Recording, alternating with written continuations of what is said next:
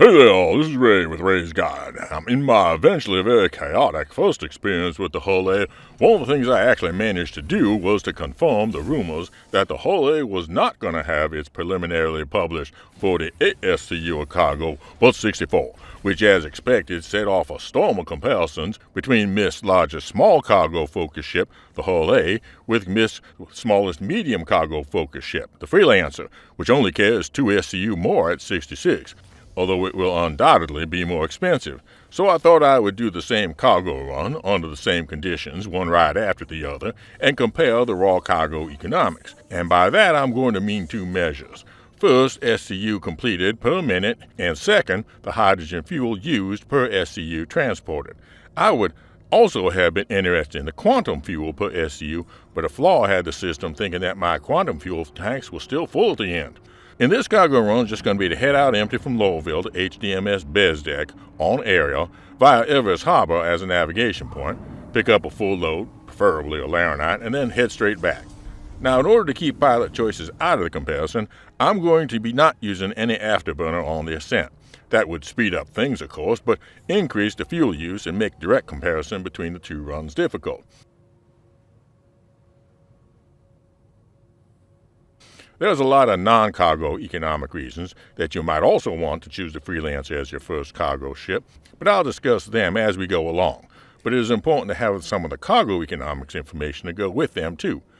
And right away you can see that, even unloaded, the Hull A is having a lot harder time pushing through the atmosphere with its small components versus the medium components on the Freelancer.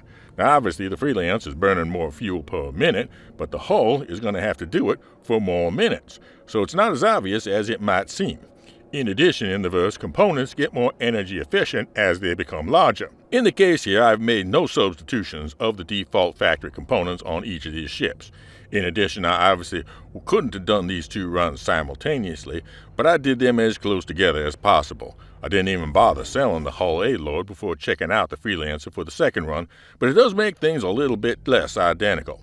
For example, the Freelancer, I had to make a detour to an orbital marker before heading to Arial, while in the Hull A, the Arial was a straight shot from Everus Harbor.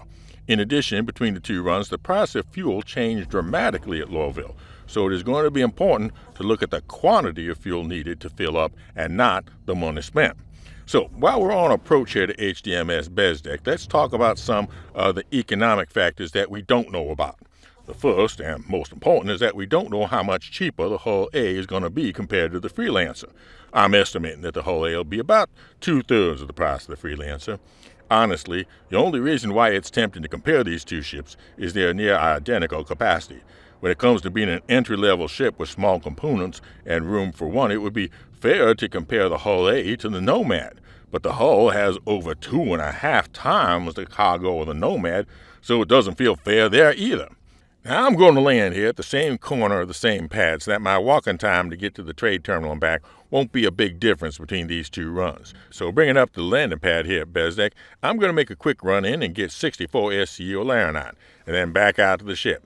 Meanwhile, above the planet, the Hull A has just arrived at Arial and is starting to line up the quantum to Bezdek. The other big economic factor that we don't know about is that in the next few months there's going to be some changes of how cargo handling equipment is going to be working at these stations. And with those new operations, how much faster is it going to be to load 64 SCU to the outside of the ship versus its enclosed cargo bay? I don't know, but it would have to be a lot faster to have the total trip time on the Hull A to match that of the Freelancer in this example. So let's take a moment to talk about the reasons to spend the extra simoleons to buy the Freelancer beyond the cargo economics. And the most obvious one is to be able to haul vehicles, because I'm not expecting there to be a way to stack a Cyclone or a hover quad to one of these cargo plates. The second is defense, for which the 4 size 3 turrets, pilot-controlled guns on the Freelancer is simply in an entirely different class than the Hull A's pair of size 1 gimbal pea shooters, plus an extra rear turret if you're not flying alone. And then, of course, a good complement of missiles on the Freelancer. Here I am getting ready to ask for a landing hangar at Lorville, while back at Bezdek, the Hull A has just purchased its 64 SCU Laranite.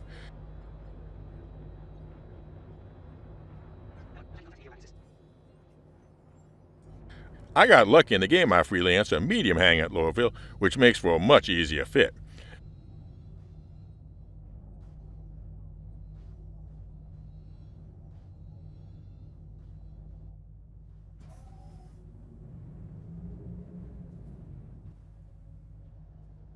13 minutes and 48 seconds for the Freelancer, or 4 3/4 SCU delivered for each minute it took to do the route. And it took 1.329 SCU of hydrogen fuel, or about 2/100ths of an SCU for fuel for each cradle aeronaut. And the hull A is slowly getting out of the atmosphere to be ready to make the jump to Houston. Once again, the hull A is being hampered by struggling to get itself out of atmosphere, even in a thin atmosphere, both with the extra drag of the external cargo and without it. And as we speed up the story, we get the same situation on the way back to Houston, with the hull A topping out at the descent at about 100 meters per second slower than the Freelancer was. So, am I disappointed about the hull A? No, in fact, it's almost miraculous that it, as a small ship with small components, carries almost enough to get compared with a medium ship with medium components and a medium price tag. After all, what are the other small ships with small components and a small ship price tags that call themselves light freight?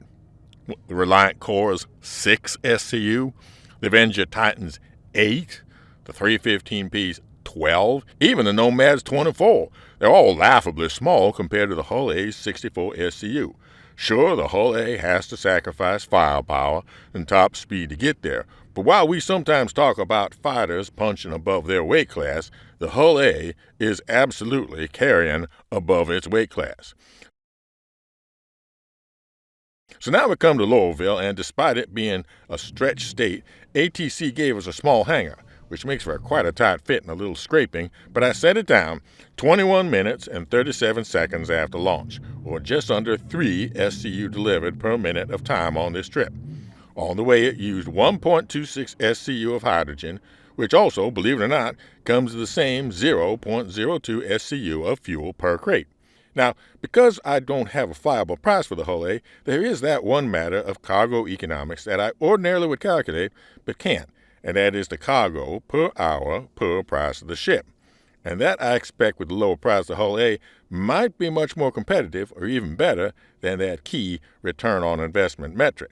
So as a long-time fan of the Freelancer, what does this make me think about the hull A? Well, if you are eager to start your space trucking career path and don't have the moolah to afford the Freelancer, then go ahead and get a hull A. It's a real truck, although you may find yourself getting passed when going up the hills. Fly safe, keep it real, and I'll see you in the verse. This is Ray with Ray's Guide.